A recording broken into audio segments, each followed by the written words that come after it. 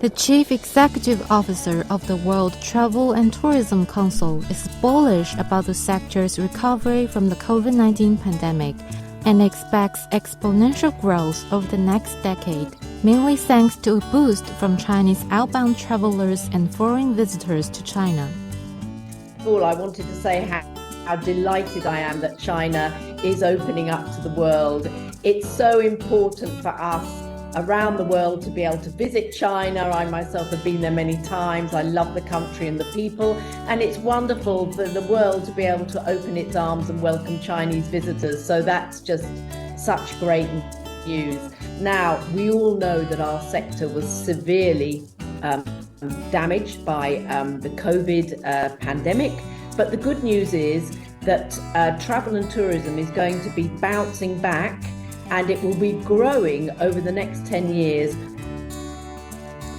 China has recently been optimizing its COVID-19 response, and from January 8th, the country has eased restrictions on international passenger flights. Outbound tourism, what we tend to see is when people reopen their borders post the pandemic, you have a lot of pent-up demand for travel.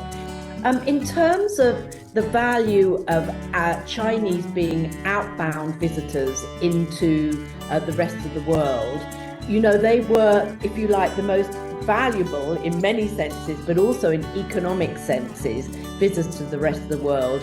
And when it comes to visitors from outside China coming into China to visit China, and you will see that rebounding very, very strongly. Simpson also said that travel restrictions imposed by some countries on Chinese tourists should be stopped.